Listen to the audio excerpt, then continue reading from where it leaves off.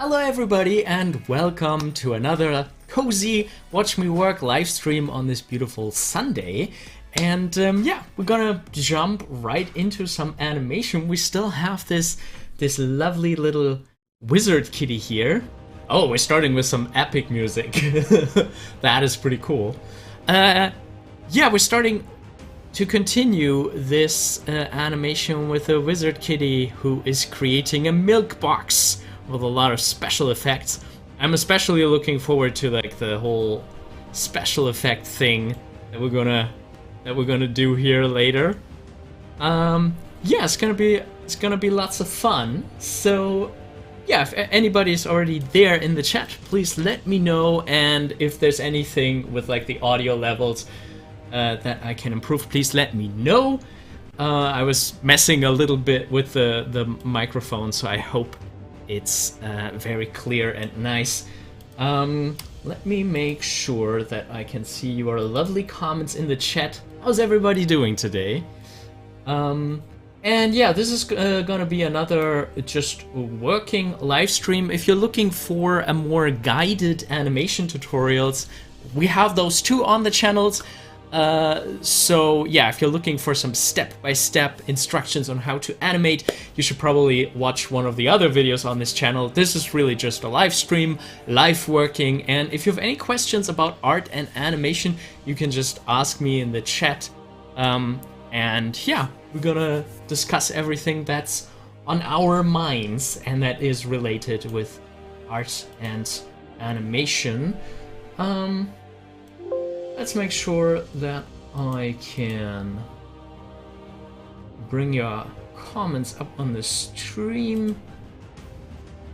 Alright, so this should be working now. And I still love this first pose of this kitty so much. Like, there's somehow so much personality in it.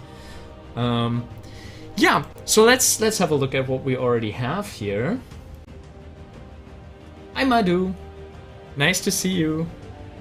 Okay, so I'm gonna just flip through it by using the arrow keys. Kitty bringing up the hand, then doing some lovely special effects, cutting back close to her, and then pouring the milk. Yeah, so we got a bunch of key poses. This is already the first breakdown that we did on the way up here. Hi. And yeah, we're gonna do more. We're gonna do more breakdowns. Oh boy, what's going on with the camera here? I think we're gonna keep thinking about the camera for later. I'm gonna slide the camera keyframes over. I can't see the timeline here. Here I animated the camera down here to cut into this further away shot. Oh, actually now it's correct. It just somehow shifted. Yeah, so for the next breakdown, we're gonna go from the raised position of the hand up here to the hand being down there. So let's see how we can do that.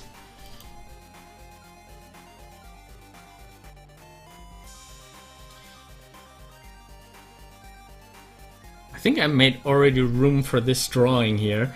Gonna put in a new drawing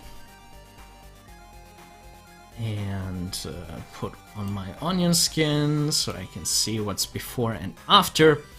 And oh boy, yeah, breakdowns. We can think about, you know, being precisely in the middle of things, but because we have these awesome long sleeves, I think we're gonna try something like this, where the paw is like in the middle. Gonna flip back and forth to see how that is. Let's get rid of the scribble layer for now. No legs. Yeah, Madhu, I'm kind of hiding the legs here. I always find it so difficult for, like, if you have humanoid kitties standing on two legs, like, I always wonder what's the correct way to do it. Like, a lot of cartoon kitties, they just have those little stubs here. And I think that's probably what I'm gonna do if I have a kitty in this style standing. But, you know, you can also make this a little more realistic by having, like, they have, like, this toe stance. Oh, actually, this is not too bad. You know, something like that, where it's going back in. That could work, I guess. I don't know what my problem was. For some reason, I'm pretty happy how it looks now.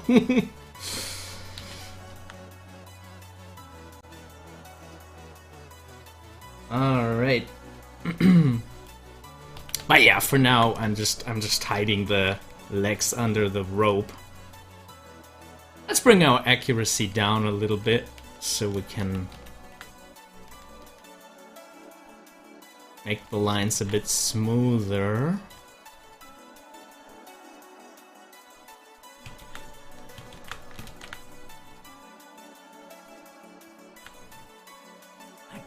I want a nice little loop here, I think. And maybe the hands are still closed.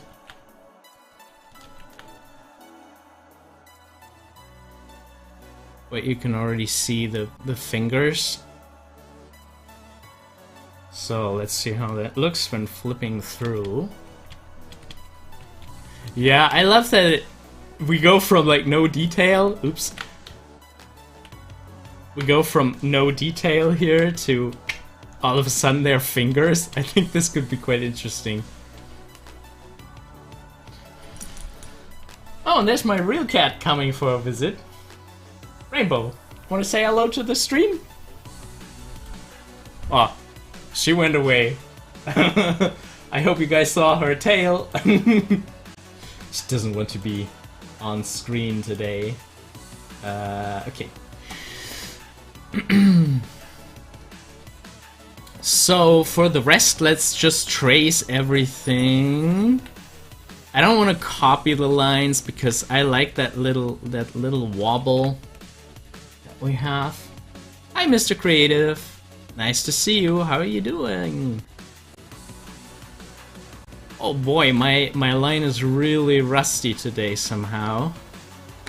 There we go. Gotta warm up the fingers first. Oh, and I'm trying something new now. I'm using this where's the thing? I'm using this snap function here. Let me see if I can show you. I think that's what it is. So if we're making a line and we're getting close to another line, what the snap function does is it closes it. So if I switch it on and we're getting close to another line, it snaps to it. So hopefully when we're doing the color filling, we're gonna have a lot less open lines.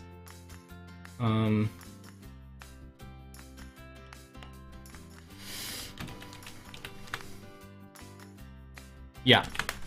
So let's see how that works out. And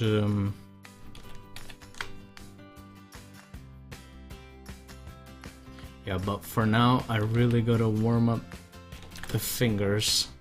Let's zoom in a bit, making things easier.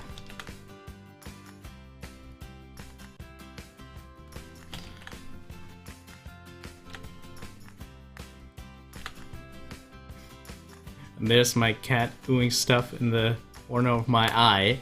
That doesn't really help concentration.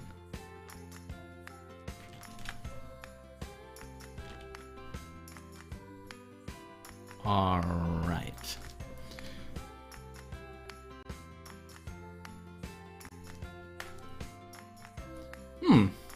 Let's pump up smooth a little bit. Yeah, that's better. looks a little bit more as if I know what I'm doing. Oh, Soda Pop, OpenTunes 1.6 is already... Ah, it's a release candidate, okay. Soda Pop says, I would love to see you test out the new OpenTunes 1.6 version. The release candidate is already on the official site, but it will be released in 2 weeks. Okay, I'm curious. I'm really curious about this. And this also gives me a chance to update my OpenTunes tutorial, because there are a few things that I want to add to it, like the snap tool and the tape tool. I definitely want to mention that in the beginner tutorial, because I hear so many people being frustrated with the fill tool, in that it doesn't quite always fills the way you want to. So that's exciting news. Yeah, I'll definitely have a look at it.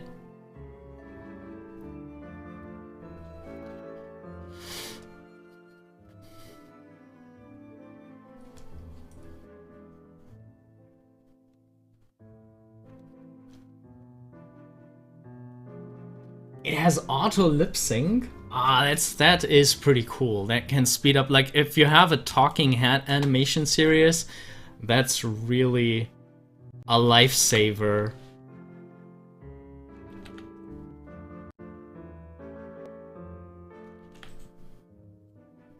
I'm always really interested in these like automated features. I also love like what a lot of VTubers do, like capturing webcam data for lip sync. That is also insanely interesting. We definitely have to look into that too here on the channel at some point. Hello, Infinite Imagination. Didn't see you there. Nice to see you. How's everybody doing?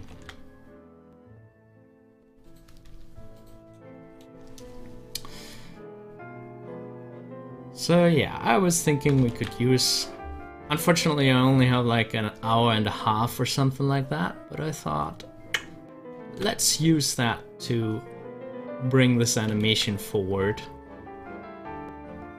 Because I kinda don't like having open projects, unfinished projects. And you know, this started as a really like, oh, let's do something in one live stream, and now this is already the 3rd live stream. I really don't know how some of the YouTubers and TikTokers do it when they pump out like an animation a day. Well, yeah, I mean, I unfortunately have a lot of other projects at the moment, so that is kind of hindering me to really go speed through it. And with that, we have our lovely breakdown finished. Coming down here. I love those wobbly lines.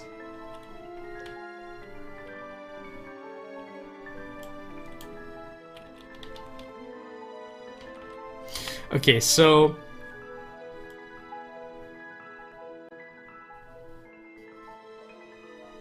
next, this one is actually hidden in a cut. I don't think we need to make like a... to animate him going from there to there. I wonder how it will look if we just put that in the cut. So the next one where we need a breakdown is here. And I'm gonna just make some room for that.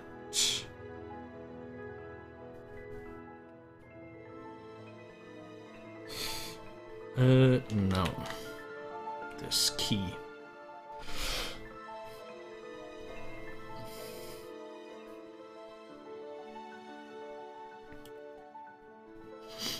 All right. So how do we get the cat there? I think, you know, this is one of the opportunities where we can go beyond like a in the middle kind of thing, especially for the head.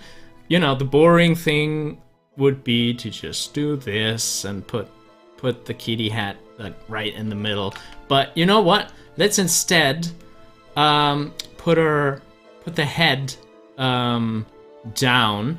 I'm gonna do a trace over here so I keep the volume and make the poofs of hair point up though.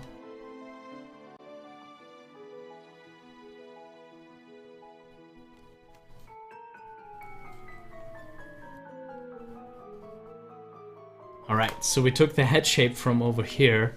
Maybe we should also keep like the position of the nose, nudge it a bit down. I want to have like a tilt.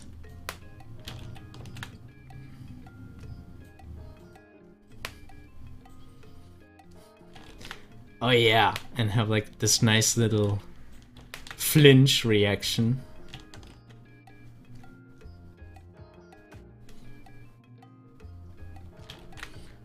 With the ears coming forward, but also pointing up. So I wonder if the head could come forward three-dimensionally.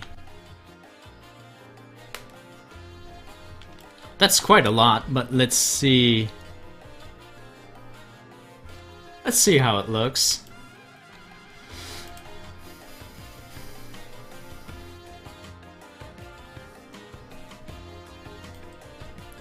Oh, the shift and trace feature. Yeah, that's a good idea, Soda Pop. I have to confess I haven't used it in a while.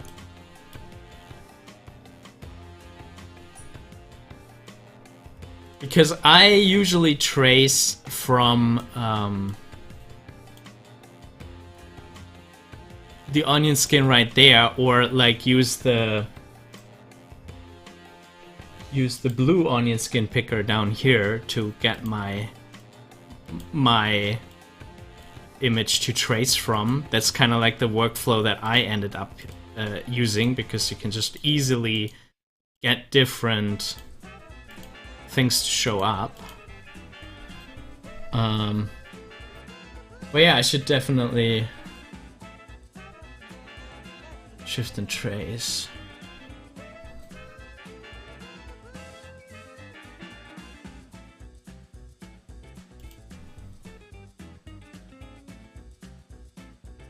And shift and trace, you can actually pick it up and move it, which is pretty cool. I don't know. I need to have a closer look at it again. Also a good topic for a tutorial, definitely, because I think it's one of the things when you master them can really help. Gustavo, how often do you do these lives? Not often enough, unfortunately. I aim for once a week, but so far the day has always been fluctuating. But I hope to get us on some kind of a schedule soon.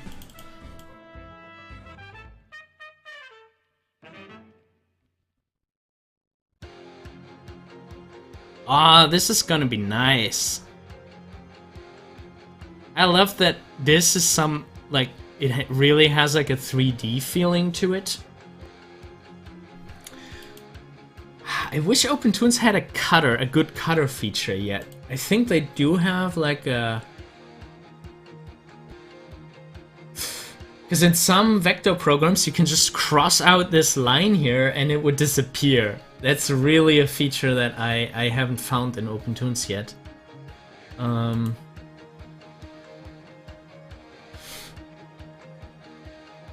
So, I don't know. I guess what I'm gonna do is just use the eraser to poke holes into the lines.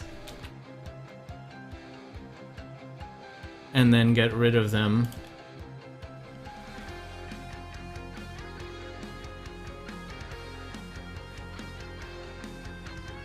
Segment eraser.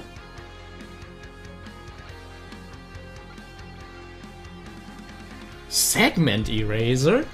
Really? That exists?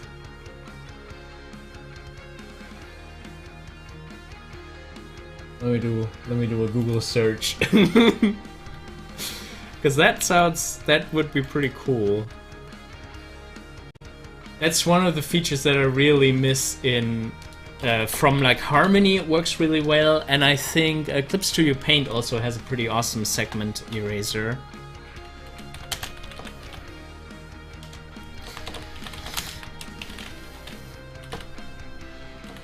That's kind of like the thing, like if you switch around software, you sometimes get confused, like which software has what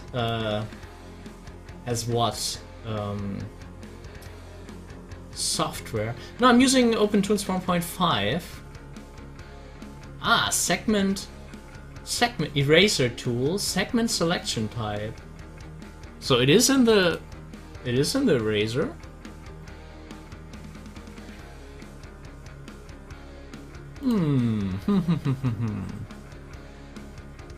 Ah, segment. Okay. Let's see how this works. Segment. One of the best features in OpenToonz 1.5, and it snuck right past me. So let's see. We have this. And now we're gonna use the segment eraser. Oh my god! Oh, that... almost. Okay, but up here it doesn't work. Because we already erased the line being too close to it. Okay, it doesn't quite work like in Harmony. But let's see how it holds up in this real life scenario. Segment eraser just crossing out the line. Oh! Crossing out this line and this line. Oh my god, this is like magic. I love it. Segment eraser. Cool, thank you, Soda Pop. You're making the next OpenToonz tutorial that I record even more valuable. Hello Hilly, nice to see you. 4chan, do you mean what is the software? It's OpenToonz. At the moment 1.5. But I heard 1.6 is coming out soon. That's pretty cool. Let's keep an eye on the other chats if there's anything going on Twitch. No. No. Just my lovely community here on YouTube. Alright, and with this discovery of the century, we're gonna continue.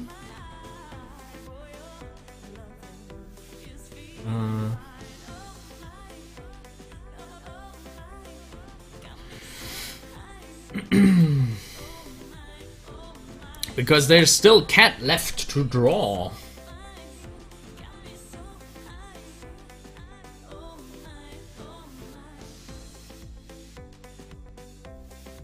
Alright. Soda Pop, are you actually also working like on the development of OpenToonz? Or are you just really closely watching?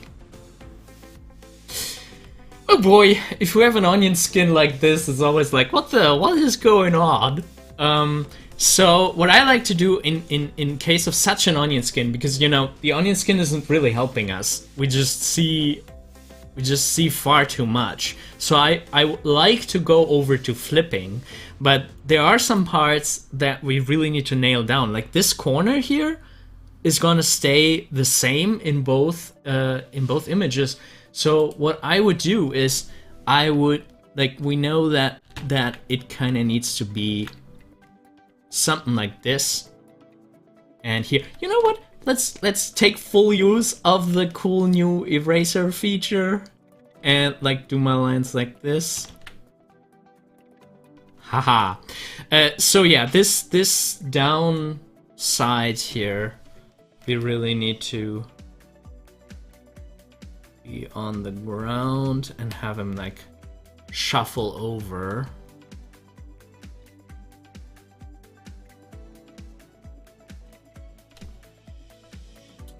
All right, and now we're gonna switch to flipping and switch off onion skin and just flip back and forth. And this kind of help us this kind of helps us to feel out the motion a little bit. And I think one thing that I already want to do is I want to do this differently. I really want our wizard to pull up like the shoulders.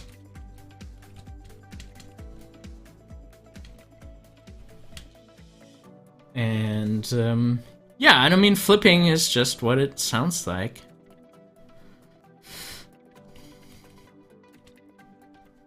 Flipping through the different drawings and see what we can do.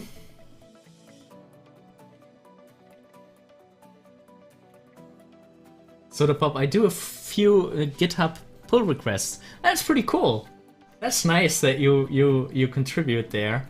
And I don't know how to program yet. Not really. So unfortunately I can't help, but yeah, that's pretty cool. You know, I always think like I wish I could program to get like the animation software of my dreams, like exactly the way how I want everything to be and stuff. And obviously it would be much easier to just piggyback on something existing like OpenToonz and help its development, and at the same time, you know, nudge it in the direction that you really like. Okay, so for this arm, I want to try something. I want to try a little bit of an offset or like an overshoot. So it's coming from here, going there. So how about it overshoots, like it is rotating, but then it goes back. So let's try how that is looking.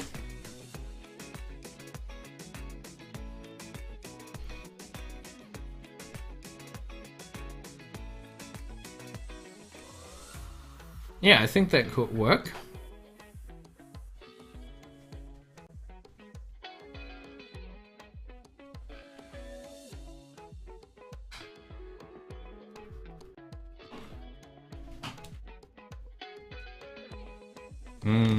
To really sell that we're pulling up the shoulder, I think this needs to connect a little later.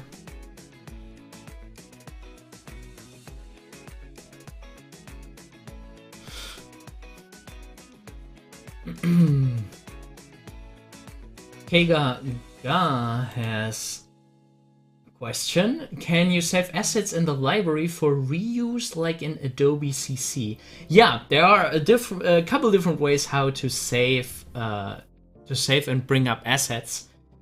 If you look already at the right here, so let me show you. There's like a leveled stack that you can use a little bit like a... Where is it? Here. Here, this holds all your drawings, and if you have like a face layer or like a mouth layer, you can have all your mouth shapes there, and then drag and drop them on the timeline. So that is very helpful, and yeah, you can really reuse things by across scenes. You can bring like all these levels that I put on the timeline here. I put the drawings from the levels on the timeline. You can use them across a project. So if you did the walk cycle of a character once, you can just drag it over into another project and use it over and over again. Is it true that OpenToonz crashes often? Well, if you find a bug, that can happen. I had... like, my start with OpenToonz was a bit rough. I had like in the beginning, I ran into a bug that caused OpenToonz to crash frequently, and it took me a while to figure out what it was, and then I had to improve that.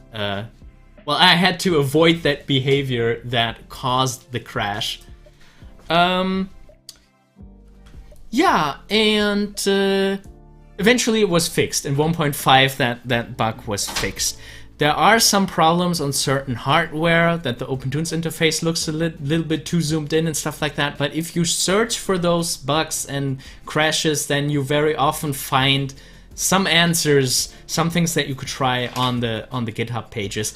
And sometimes exporting can be a bit crashy. But yeah, sometimes there's something specific that you can do so it doesn't crash. That being said, commercial software is not actually crashing much more or less. I was kind of shocked. Like my first and biggest software purchase I have ever made was Toon Boom Harmony, and Toon Boom Harmony is great. It has a lot of awesome features and stuff, but oh boy, it also crashes a lot.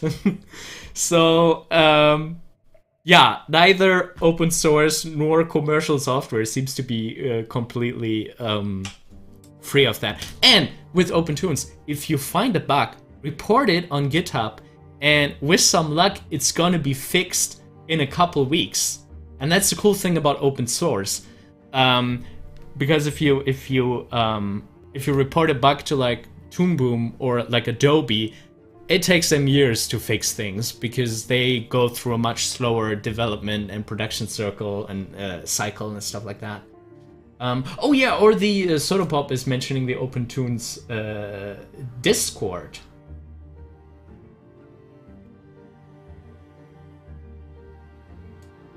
Yeah, and Sodapop is chiming in, Kakani and Affinity crash way more often than OpenTunes. Yeah. Yeah, you don't always, you know, things don't always go smoothly, but often there are things that you can do. What else?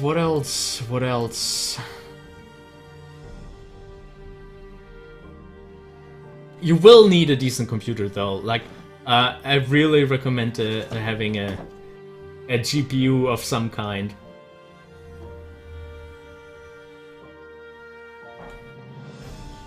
Alrighty. Okay, so for that decoration line, I think we can also just steal that from the previous drawing. Alright. And now, segment eraser. Time to shine. Boom! Is that amazing? I am so happy to have that feature in OpenTunes. That is really great.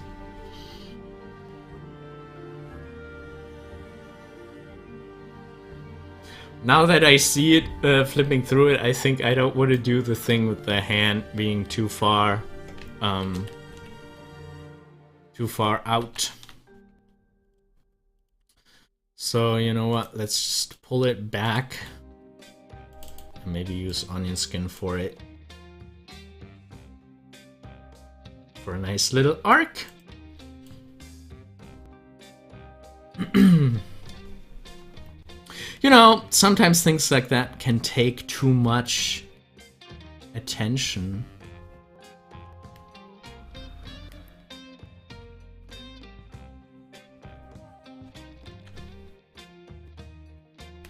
Alright. Segment eraser, save the day!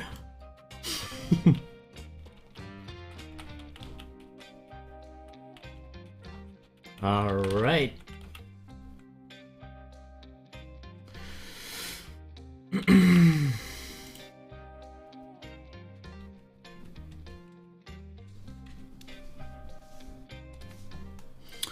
Now this nice little scarf here. No.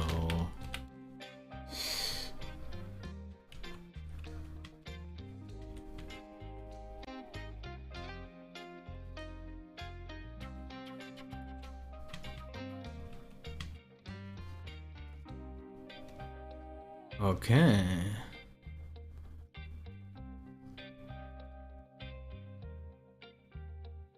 This is the thing that I like about Vector, just tweaking away. Ah, the scarf looks nice too now.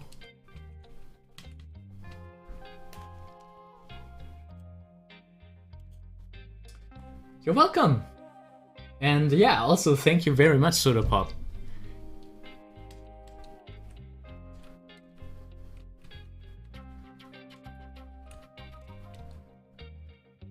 Alright. Okay. So, but now let's see if we can do something interesting with that other hand. So how about we use this breakdown for some anticipation, doing like a nice little overlap while everything else is doing a breakdown. We are doing an anticipation for the hand. Animating the musical. No, I shouldn't sing. That won't be a good idea.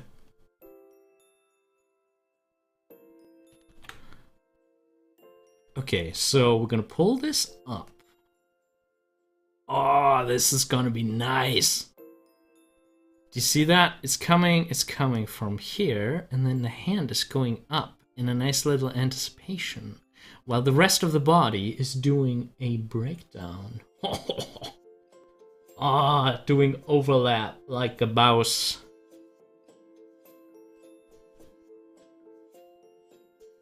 Okay. Only problem is that the fingers are growing so much. I don't want that. Maybe we need to redraw this. Because, you know, if we push the line too much around, then it's gonna look a bit weird. I'm really sorry for this messy onion skin.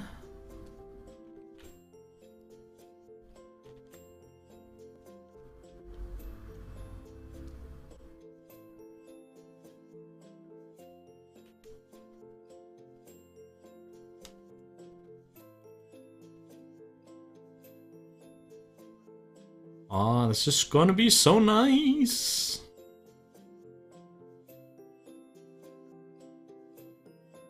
Okay, next up, anticipations.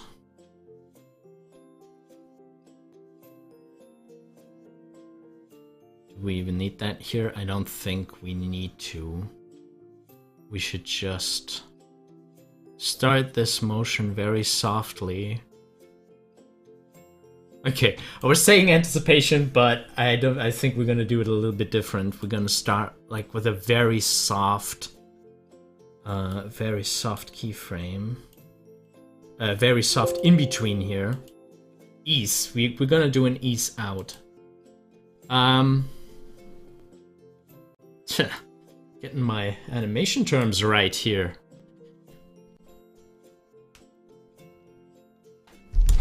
Oh, sorry, I bumped into the mic. Has anyone already seen Turning Red, the new Pixar film?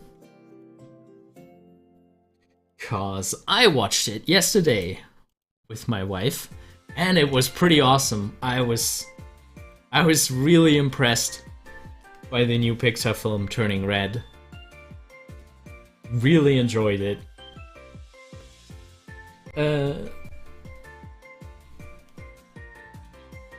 Okay, so gonna start with an ease here.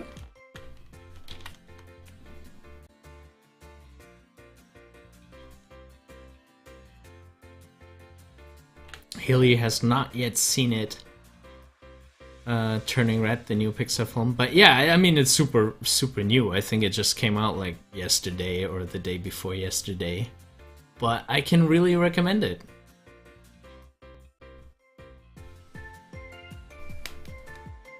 Hi there, Nico and Indy. Welcome. Oh, we're just doing some animation here. Nice. Seen half of it. Oh, that's nice. Welcome, welcome. Grab yourself a digital cookie. And yeah, if you have any questions about art and animation, and freelancing and filmmaking and storytelling, then just let me know. I like talking about these things. or maybe you have already seen Pixar's Turning Red and want to chime in on it. One thing that really stood out for me, like I don't want to spoil it for anyone who hasn't seen it, but it's so crazy how much empathy you have for the main character. It's like, you know, I'm a over 30 Caucasian male, and this film really made me feel like a 13-year-old girl and really empathize with her problems and wanting to see a boy band and stuff like that. And I don't know, like they did a really good job making clear why she wants the things that she wants, and all the characters are just so charming. It's kind of interesting because they are kind of stereotypical, but it's like so well pulled off that you don't, I don't know, the stereotypicalness is part of the charm. I really like when that happens. Like, to me, another series where that happens is like Gravity Falls, where it uses a lot of the 90s cliches and stuff. Cliche? How do you say that in English? You know what I mean, the tropes. But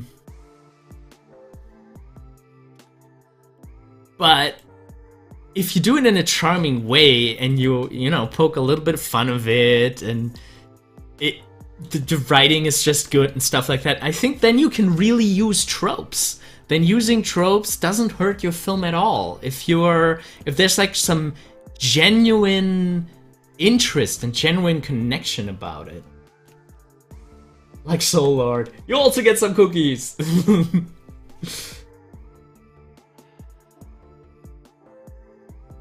Yeah, big digital cookie jar. Let me see if I can make some emojis in the chat. Let's see if Restream can bring them over.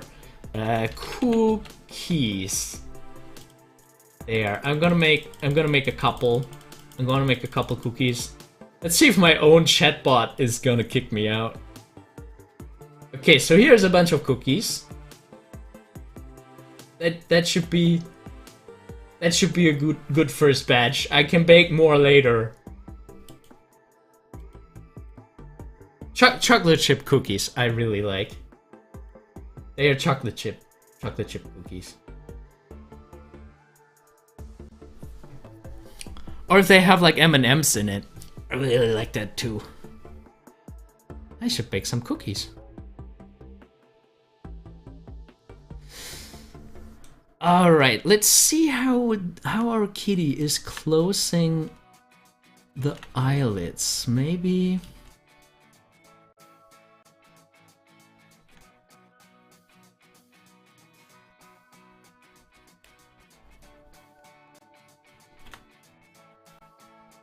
You know, there's a little bit of a...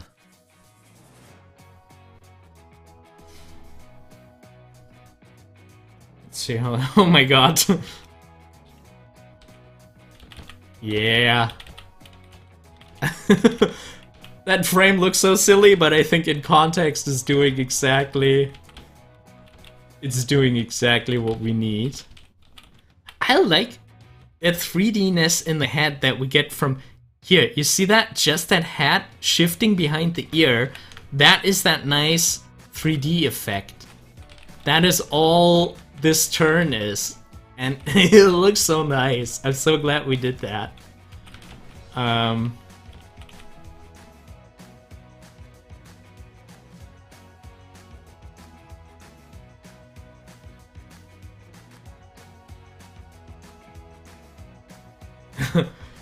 Not so much of the cookies. Don't eat, like, share them. Share the cookies justly.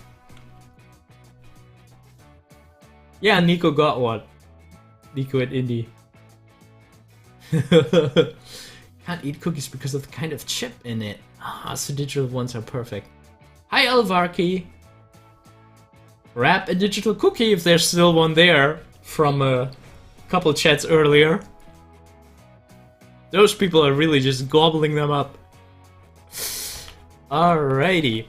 Okay, so back to our turn here. I really want to keep the ease out aesthetic. So let's make sure we're very close to the red line. So the motion is slowly starting. Ha! Except for here. I'm gonna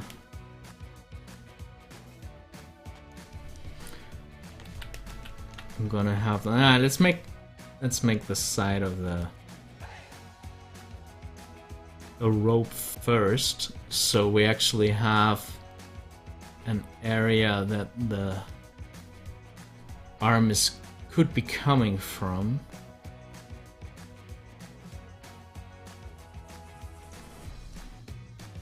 So let's flip through it and see how that looks.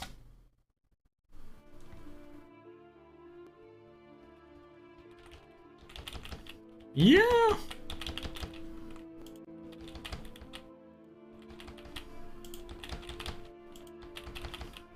I really like that falling down of the cloth. That really looks nice. Just flipping through here.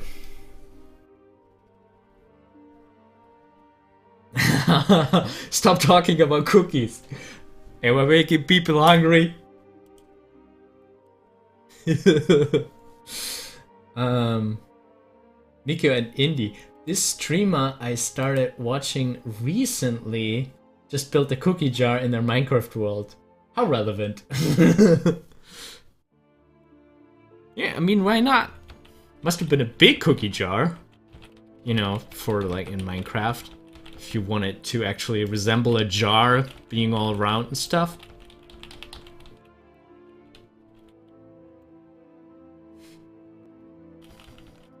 Okay.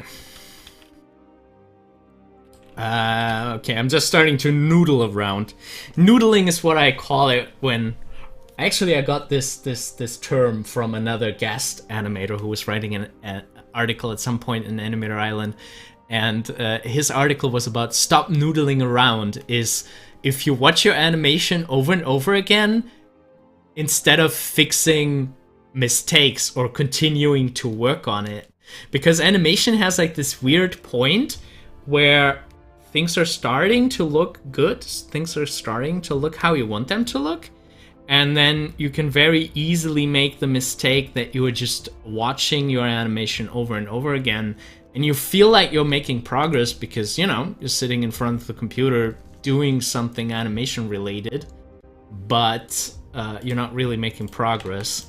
So their suggestion was to really limit the amount of times that you hit play or flip through your entire animation and just, you know, focus on things to improve instead. My line is still so wobbly today. What is going on? I was cleaning in the house all day. I wonder if that just made my fingers a bit rusty and stiff. Alright, so we got a nice ease in here.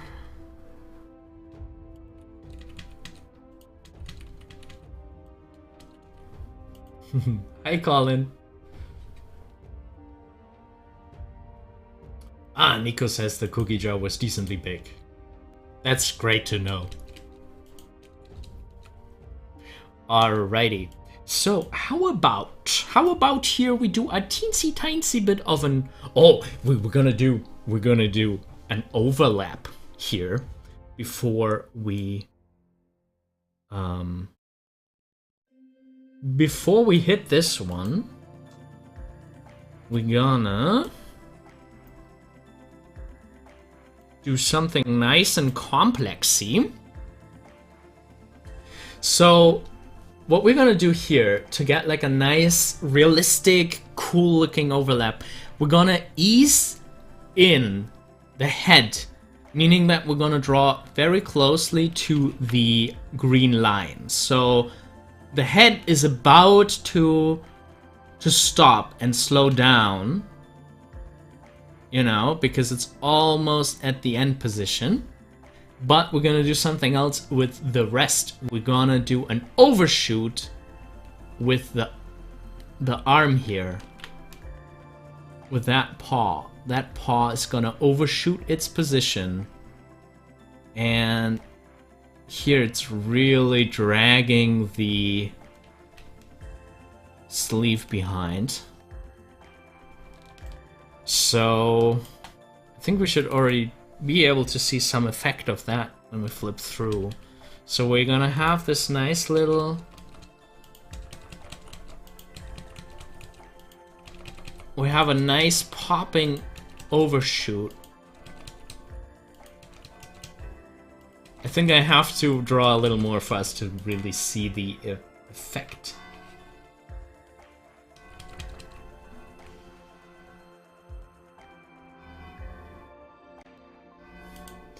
Enjoy watching you animate. Thank you.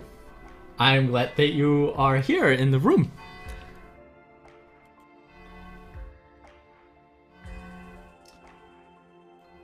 You can just call me Nico. Indy is my cat and she's not currently in the room. Ah, okay, I see, Nico. Well then, tell me when your cat is in the room so I can also greet them. My cat was in the room, and then my wife came in and just lifted the basket that the cat was sleeping in and took her out. I guess because, you know, I wasn't really complaining about my cat. I would never do that. But she was kind of like running around all over the place and in front of the monitor and stuff. And one time my cat actually killed a stream when my keyboard has a key for shutting off the computer. And occasionally my cat steps on that key. And one time that happened during a live stream. But I looked up how to deactivate that key, so that danger's no longer there. And why am I talking so much? I should actually be drawing. I should be getting to work here, or we never be done with this. Oh, segment eraser took my whole line away. Okay, so I don't want the segment eraser for that. Type normal eraser. And yeah, so gonna do some nice ease in.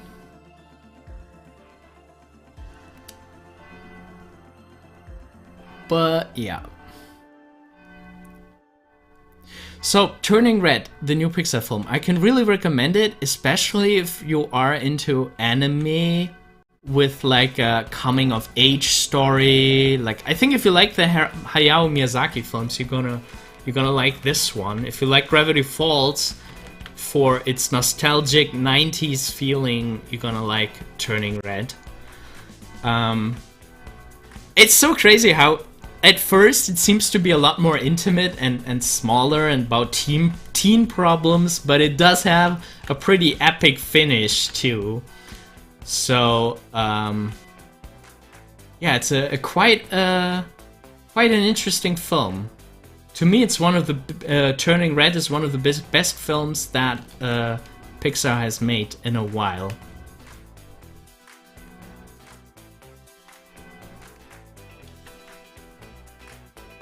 Gonna have these in here.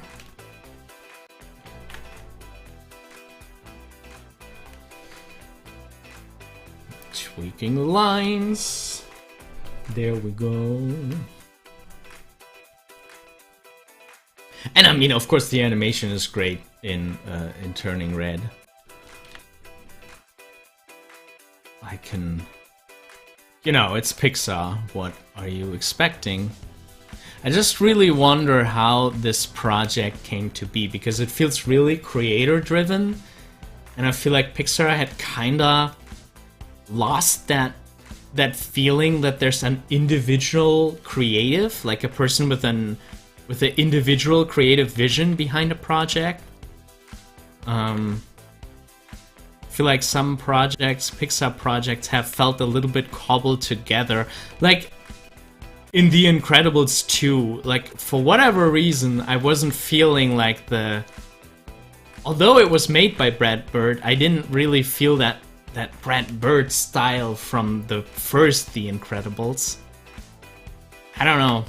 But, you know, things are becoming more and more a production line at Pixar, with having to pump out new feature films and stuff. But Turning red feels surprisingly refreshing. The surprisingly unique creator-driven style. Elvakia, I love the neat lines.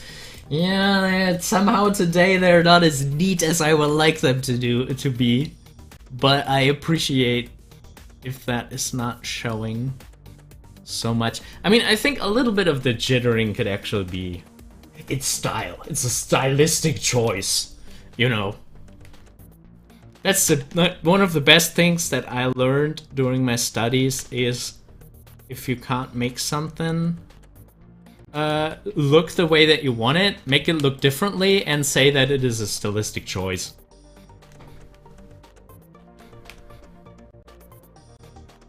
Come on. Undo.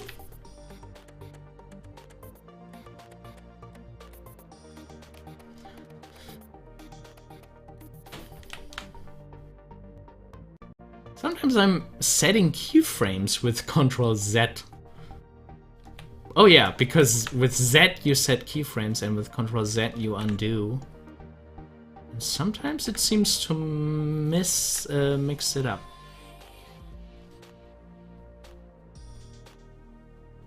Okay, now we have made all lines that are easing in. So now we can see the full effect of what we're doing. I still love this frame. Oh boy.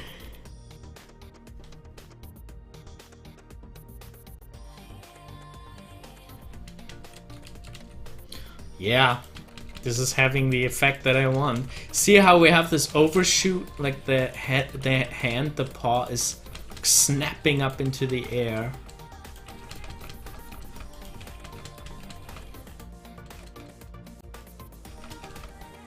There's a frame without the...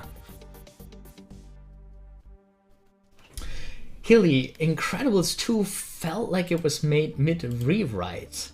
Had a lot of great moments, but it was disjointed. Yeah, I felt like that too a lot. It had like... Some scenes I love till this day. Like if somebody asks me for like a really cool comedic scenes, I always... Oh, new YouTube subscriber. Welcome, Hossein. Somebody asked me about like a really fun escalating scene. The scene with Jack Jack and the raccoon in The Incredibles 2 is so much fun. So much mayhem. And fits the character so much. And yeah, really great scene. But, you know, overall, how the story's coming together doesn't work in The Incredibles 2, unfortunately. And especially because Incredibles 1 was such a great movie. My expectations were pretty high to that one, so I couldn't really forgive that. Like I wouldn't I don't know. I wouldn't rewatch it, I feel like. I would rewatch that scene with the raccoon and Jack Jack.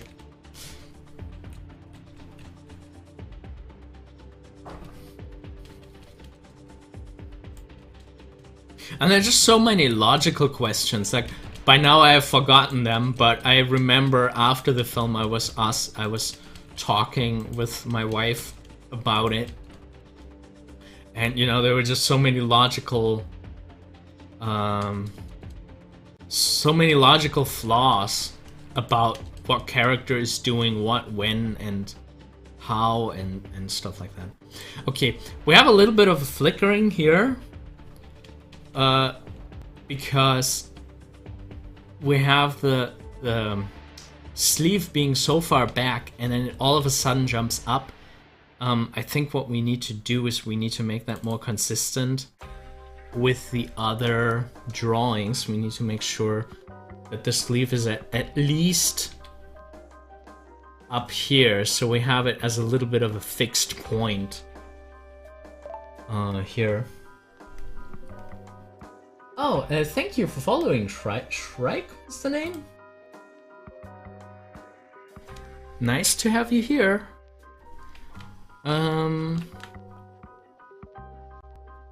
Okay, so we have the sleeve here, and then we just drag it down.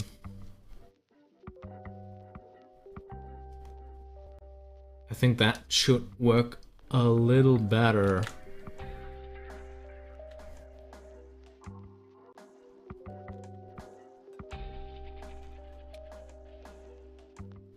The raccoon scene was great. I also like the Violet subplot. Ah, yeah.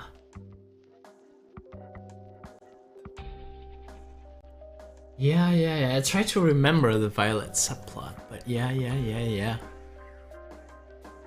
I really didn't. I think the biggest problem was that the father's subplot was like the weakest, and then the kids come in and say, like, I shouldn't talk too much about it. I really don't remember much.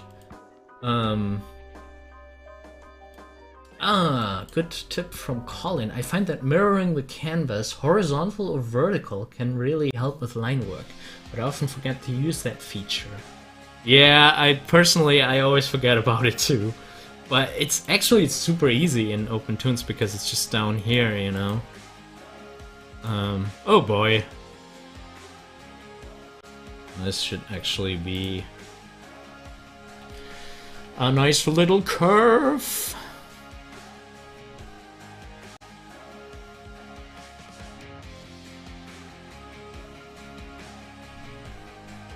Yeah.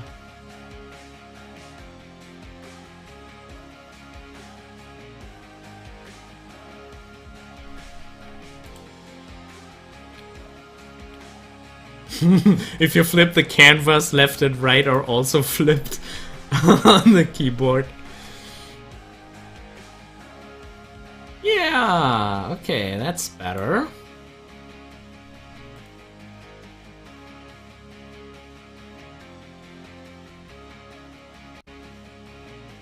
Hilly says, Turning Red does look fun, can't quite get over it and Lucas Bean's mouth.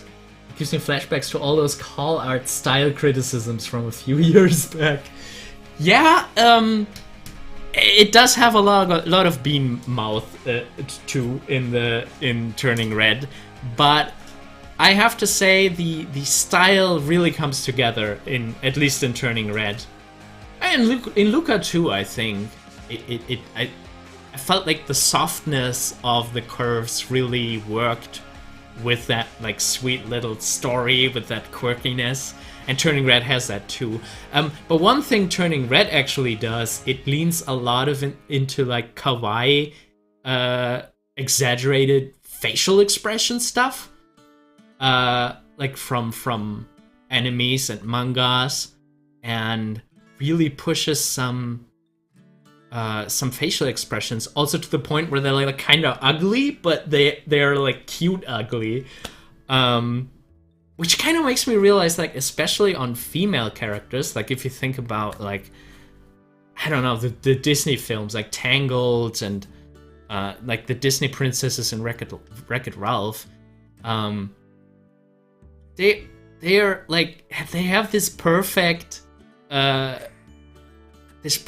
female, everybody wants to be a princess kind of teen model, and in Turning Red they have some really cool ugly facial expressions, and the main character is a chubby girl, and sometimes crying and stuff like that, and they really pull that to some really extreme territory, which I feel like I haven't seen that much before, and it makes the scene so nice and strong and expressive, and I wish more films would dare to do that and not always keep the female on model and super pretty. Like, even if they said, like, oh yeah, we can do a little bit in the mouth, but you know, I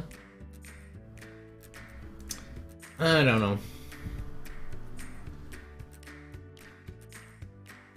Well, yeah, it's leaning a lot into that call art style.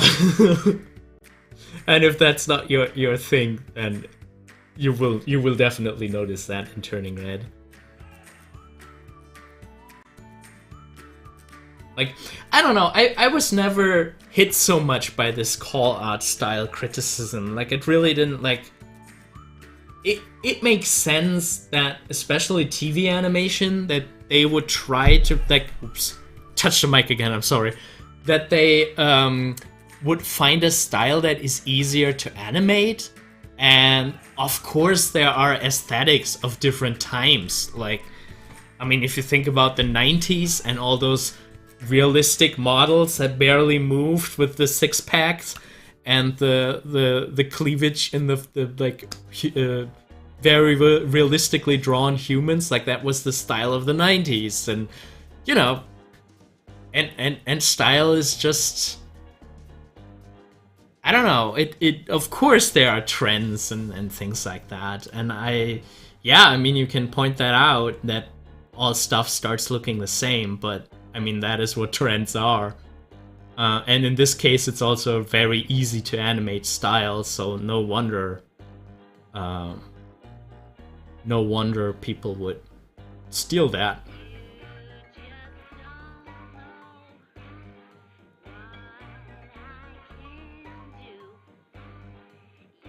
Yeah, it's also like an Artman movie. Billy says the big toothy grins make me wonder if an Artman animator was involved. Well, definitely inspiration. Like, but it's really cool how they, like, some scenes are very Artman-y, some scenes dip into like these anime facial expressions, and somehow it's all coming together. Like, it helps with, like, because the subject of the film is like the chaos of youth, this kind of collection of styles really works. And I'm just talking by now, I'm not even working anymore. We should really, I want to make a live stream about Turning Red at some point. Okay, why not have a little anticipation before the arm goes down? So I'm gonna make room for an anticipation here. Oh, it actually doesn't move the... I see. It doesn't move the...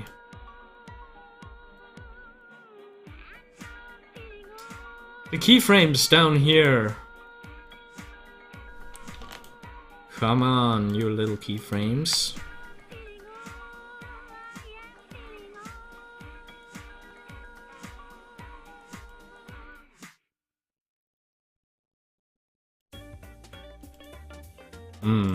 This camera... I find keyframes so hard to grab in OpenTunes. I'm gonna change that.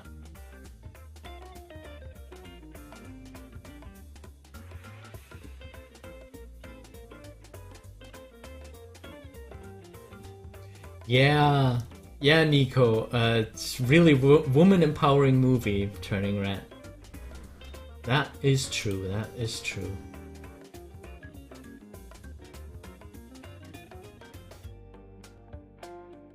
Oh, Shrike, are you still in the Twitch room? I'm sorry, I didn't see your message earlier. It's great that you're popping in here. Glad that you enjoy watching.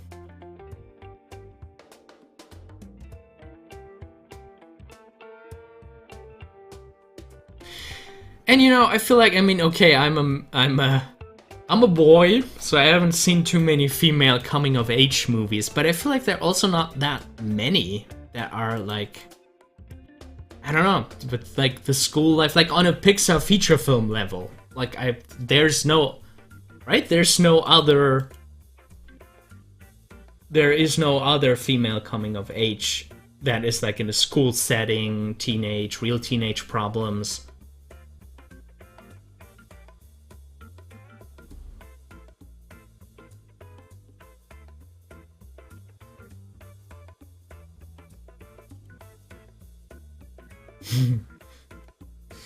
I don't think the call art style was that much of a valid criticism then. It was mostly just complaining. Yeah, I mean, there's a lot of just complaining on the internet.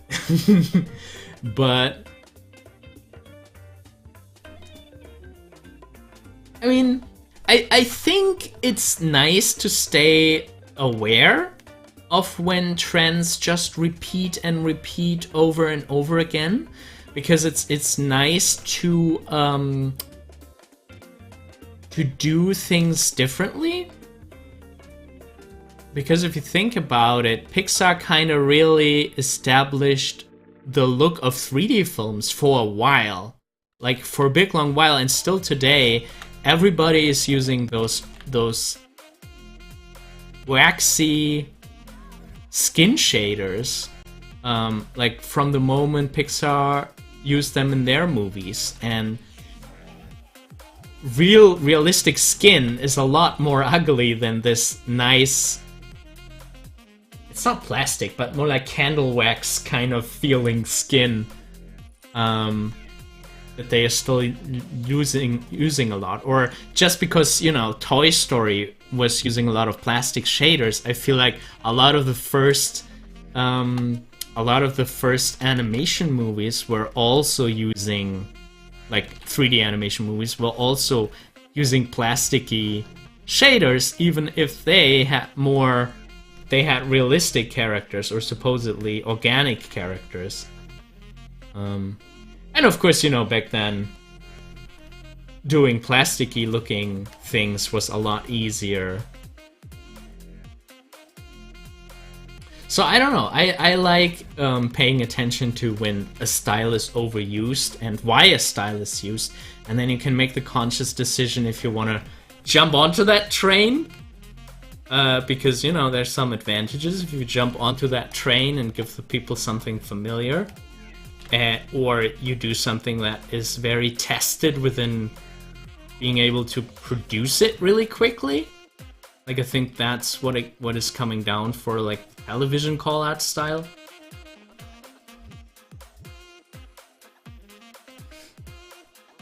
Yeah.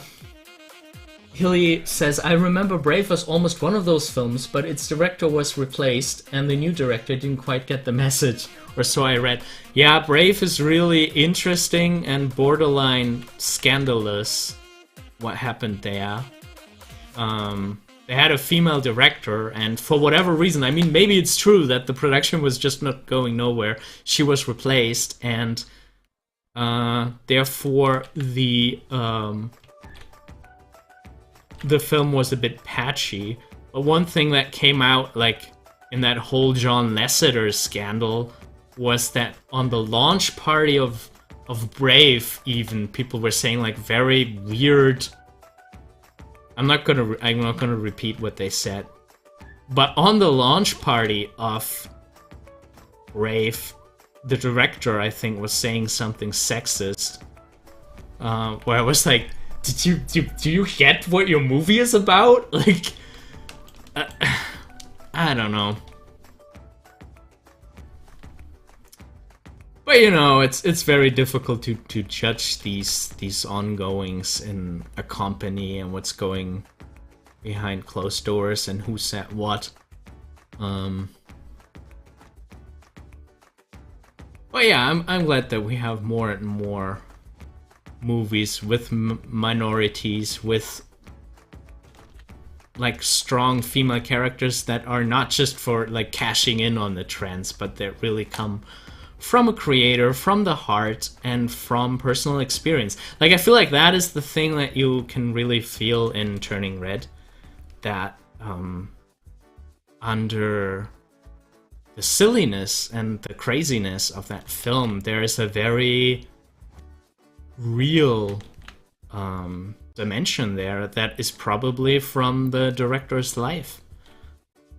And that is what making films is all about, you know? It's not about making money. Although the studio, the people who are leading the studio would probably disagree, and the shareholders and whatnot.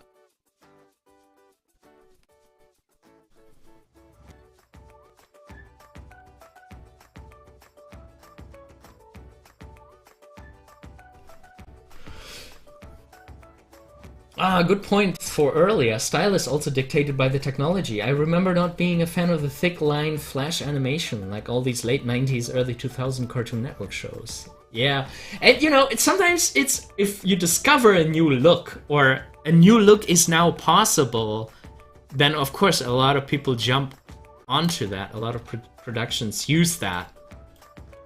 So yeah, it's an interesting mix.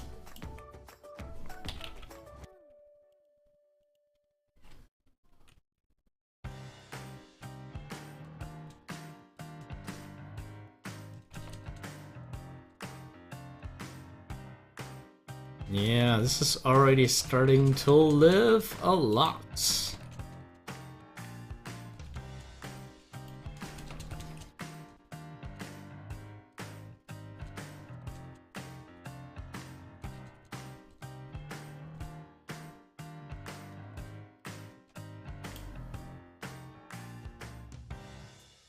Okay, let's maybe do a very cartoony.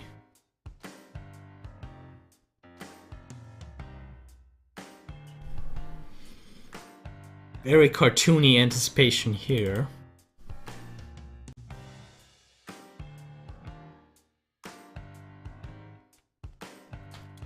Pulling the head in the other direction first. I say cartoons have gotten much more mature, like emotionally. Yeah, for sure. I mean, Steven Universe and like even She-Ra, the She-Ra reboot on Netflix. There's some amazing stuff, emotional stuff there that I feel like I haven't gotten from shows like even from my childhood.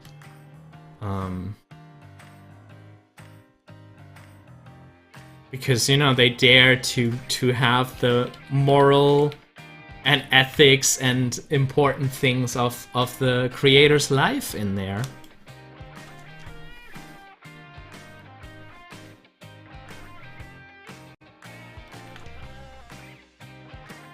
And I don't think necessarily that it's an age thing. I feel like you can talk with kids about very mature topics if you do it, you know, on their level.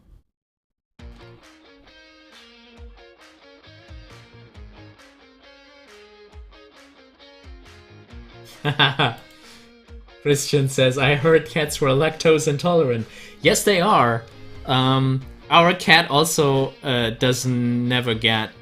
Like, they have, like, milk that is specifically for cats. And if it has anything resembling milk in it, it's lactose free. But yeah, you should not give a cat milk. That is true. At least, no.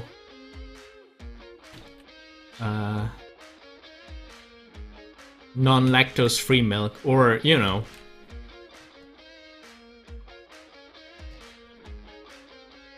maybe get like a specialized product that is just for cats.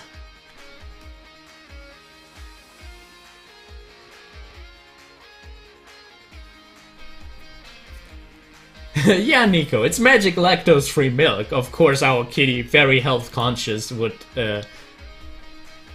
produce the right kind of milk.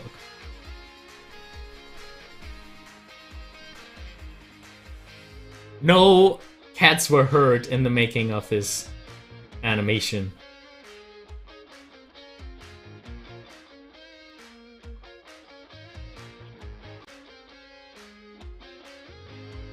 Yeah, they also have like supplement in the milk.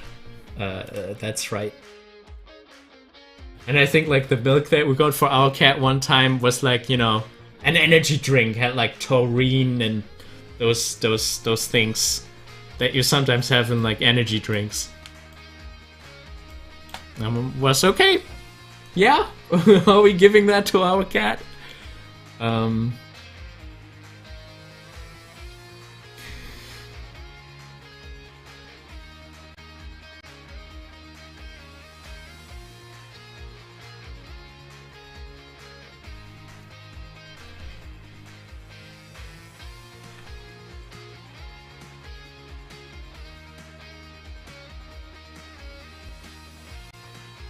Alright, let's see what we can do here.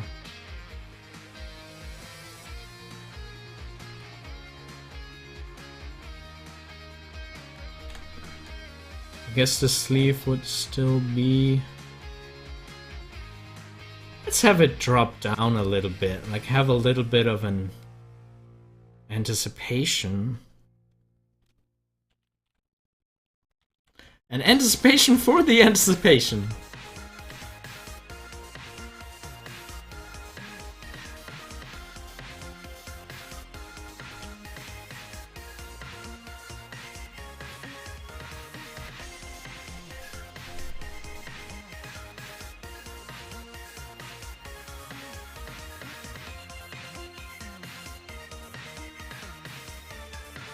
What program are you using? We're working in OpenTunes 1.5 today.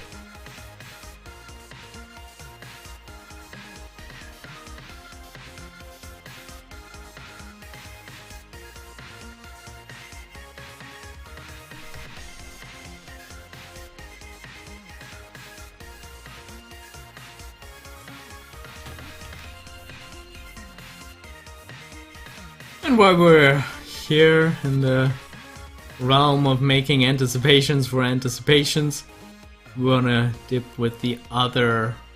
We're gonna dip back the other arm as well.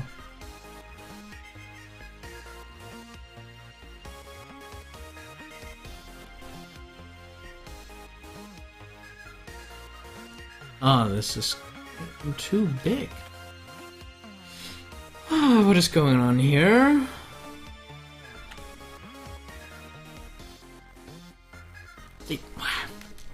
Okay, zooming in.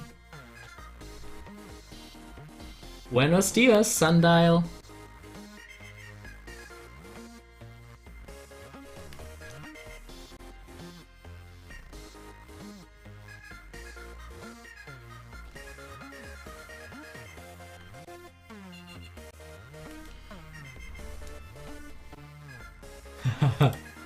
Great tunes. Thank you. The music is actually, I haven't mentioned them in a while, but they are actually sponsoring me. It's from a service called Filmstro, and Filmstro is pretty great because I can show you, I think. So Filmstro is a music database, which is like all rights cleared. If you use them on YouTube videos, no problem. I actually had a couple strikes at one point, but the people from Filmstro were so nice to sort it out. And the really cool thing with Filmstro is that you have sliders to change the kind of music. So by, let's play here. By changing the sliders, you change how the music is. If we bring in some momentum, it makes this piano cut in, and then with depth, we can bring in the strings and stuff like that. And now power.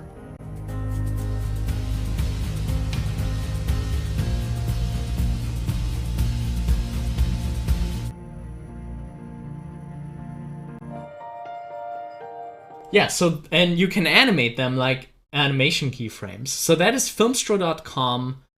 Yeah, it's a really nice service. I really like that for my music now. And if you hear any music in the live stream, that's where it's from.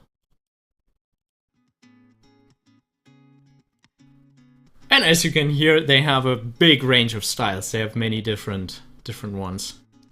I don't think I'm making the ad here, but I don't think I even have the affiliate link in the description at the moment. So, but if you see a link somewhere, then it's an affiliate link. If you sign up with them, then I get a little bit of that portion of that money without you having to pay more. And with that, you can support Animator Island.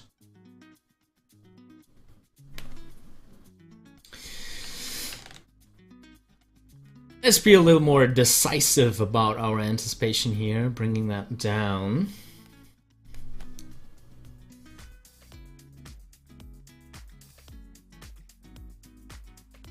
Yeah, I'm glad that you're liking the music too, Sundial.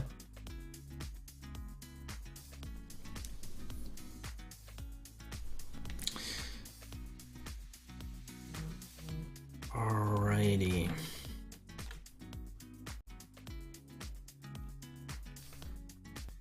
So we're gonna move the upper body back a little bit.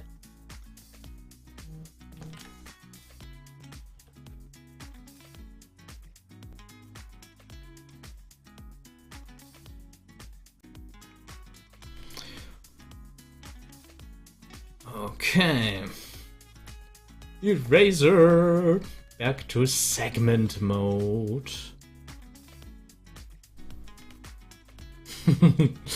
The segment mode eraser is really the discovery of the week for me.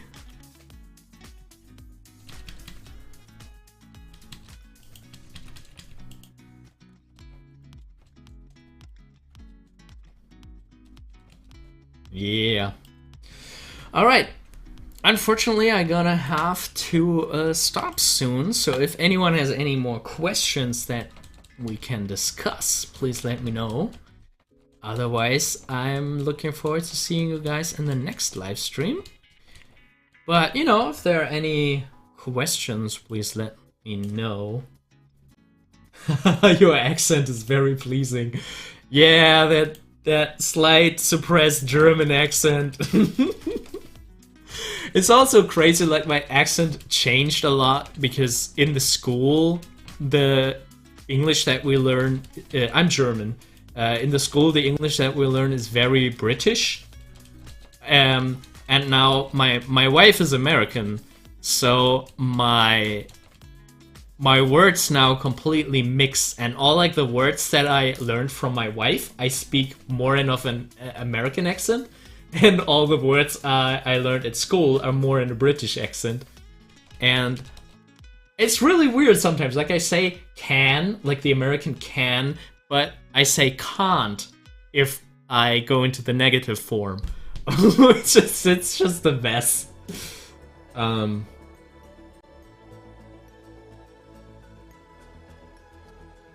Alazami from Iraq. Thank you for the compliment. Nice to have you here.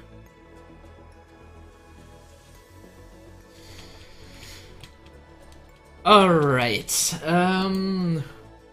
What days do you stream? I wish I had regular days. I'm aiming for Thursdays. Thursday, you know, around this time, like this stream was. But as you can see, it's Sunday now. So I unfortunately stream very, very irregularly. But yeah, I'm hoping to change that and have a better streaming schedule. But I'm gonna try to make it once a week. So maybe Thursday, Friday, Saturday, or Sunday evening. Be there, baby, hopefully. Ah, half German, born in America. How long do you draw? Like, do you mean like my experience with drawing? Like for how long I've been drawing, or today? Because today we're gonna stop this stream soon, unfortunately. But yeah, I mean I've been. How long have you been drawing? Ah, okay. Well, I mean, I drew, like a lot of creative people, I drew since I was a child. Drew a lot of silly, crazy things. And then I went to study animation in 2009. Graduated in 2015 from the Film Academy Baden-Württemberg in Germany. Just like the best animation school that you can go to in Germany. Yeah, from my opinion. But no, I really liked it there. I learned a lot of stuff. So yeah, and now it's 2022. So yeah, I got some experience. Yeah.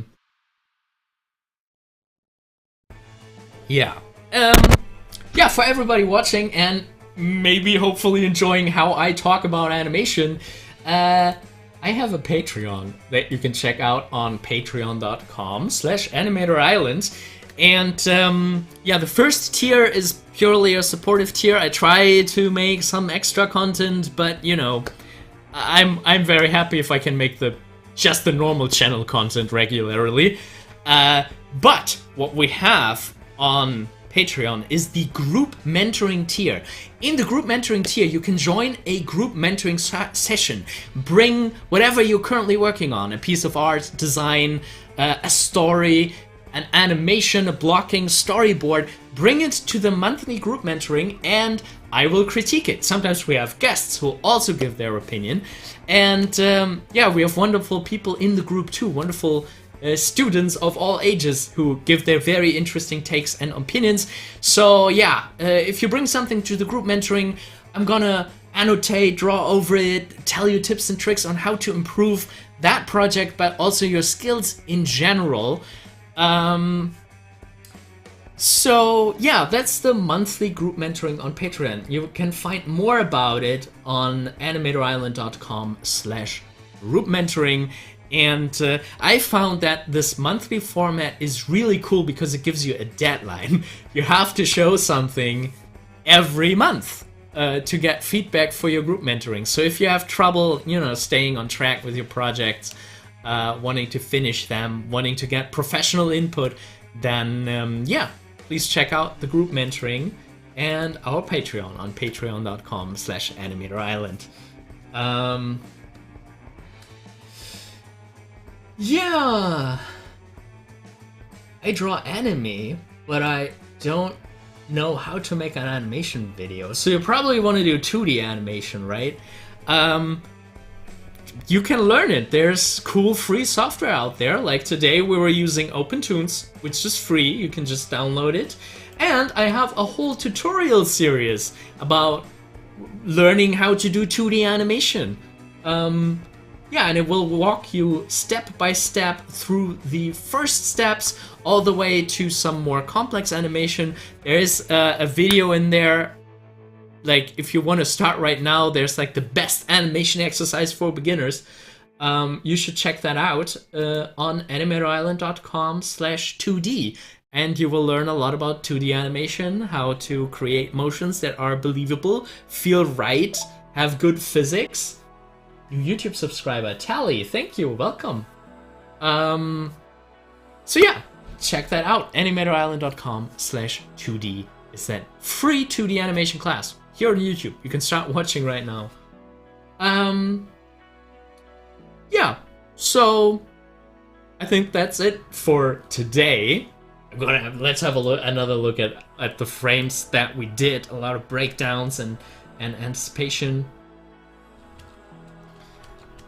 Isn't that cool? I like that sleeve. I'm really looking forward to drawing the in-betweens for that and have it really fall down very nicely. I think all it needs is like one more frame, one more ease. And then we have this. And we cut out and have that. And end it there. Some really good book recommendations.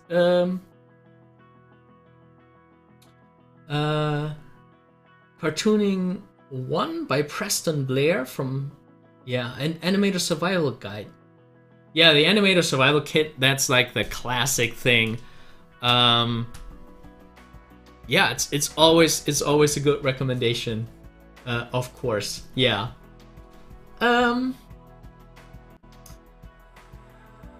Alright, thank you all so very much for hanging out with me today. I really liked the conversations that we had in the chat, and I hope everybody's having a fantastic day. Stay safe, and I'm looking forward to the next live stream and hope you'll be around too. And most importantly, keep on animating, keep creating art, and yeah, have a wonderful day. See you soon. Bye bye.